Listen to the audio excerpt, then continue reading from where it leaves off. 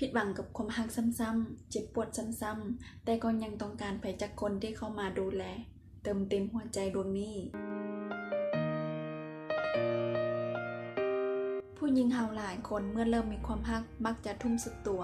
เพราะเชื่อว่านั่นแม่นการแสดงถึงความรักที่คู่รักควรมีต่อกัน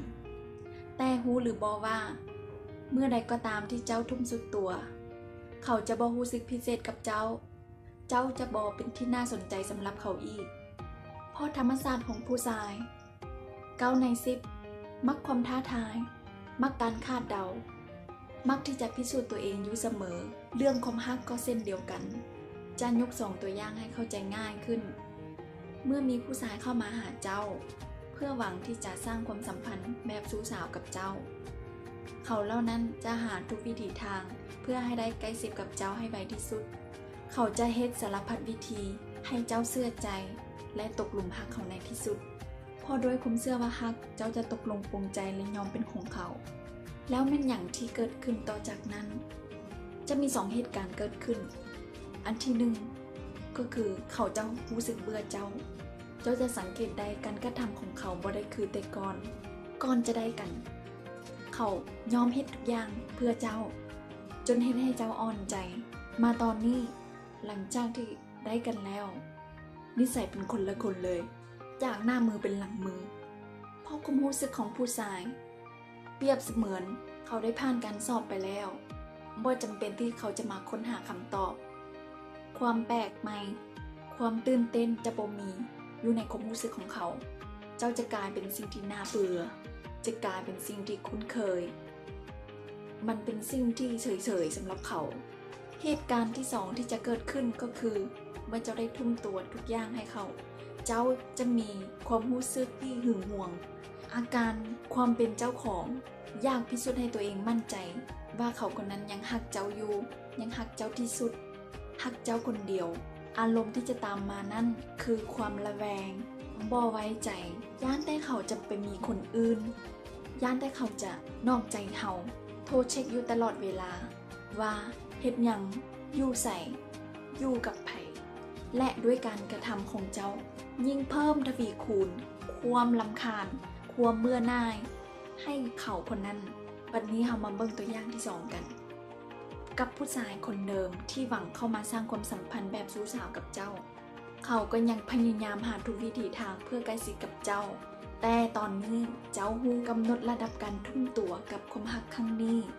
ฮู้ว่า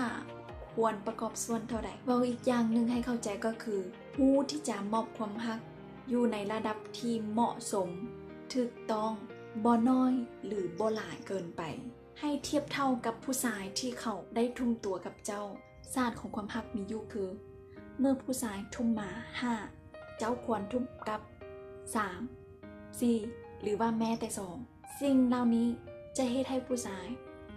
ปรารถนาเจ้ารู้สึกว่าเจ้าเป็นสิ่งที่มีค่าเอามายากหามายากเขาจะพิสูจน์ตัวเองแล้วตามเจ้าถ้าเขาทุ่มมา10เจ้าก็ทุ่มกับ5 6เมื่อเจ้าฮู้ปรับระดับการทุ่มโตให้เหมาะสมจะมี2 เหตุการณ์ที่เกิดขึ้นอันที่1คือเจ้าจะบ่เกิดอาการหึงหวงจะบ่กังวลจะบ่มานั่งระแวงว่าเขาจะมีคนใหม่เจ้าจะมีความมั่นใจในความรักหลายขึ้นเหตุการณ์ที่2ที่จะตามมาก็คือเนื่องจากเจ้าบ่ได้ไปสร้างความรำคาญให้เขาเนื่องจากเจ้ามั่นใจในความรักที่เจ้ามอบให้เขาในระดับที่เหมาะสมเขาจะรู้สึกปรารถนาเจ้าอยู่ตลอดเวลาเขาจะบ่เบื่อเจ้าจะเป็นสิ่งที่น่าสนใจเป็นสิ่งที่น่าค้นหาส่วนติดตามแล้วเขาก็จะฮักเจ้าโดยที่เจ้าบ่ได้ไปบังคับเขาและโอกาสความฮักจะแตกหักจะลดน้อยลงแต่ถ้าในกรณีที่ความฮักพังย้อนสาเหตุใดก็ตามผลที่จะตามมาเจ้าเองก็บ่ได้เจ็บขนาดนั้นเพราะว่าหยังเพราะว่าเจ้าบ่ได้ทุ่มตัวเกินที่เขาทุ่มตัวให้เจ้าเขาทุ่มมาให้เจ้า10เจ้าทุ่มกลับไปแต่5หรือว่า6เท่านั้นสรุปคือไผที่ทุ่มในความฮักหลายผู้นั้นก็จะเจ็บกลัวแต่ บ่ได้หมายความว่าจะห้ามให้ทุกคนบ่ให้ทุ่มโตกับความฮักบ่ต้องหักหลายหรือว่าหักน้อยลงแต่กำลังบอกว่าควรปรับระดับความฮักการทุ่มโตของเจ้าให้เหมาะสม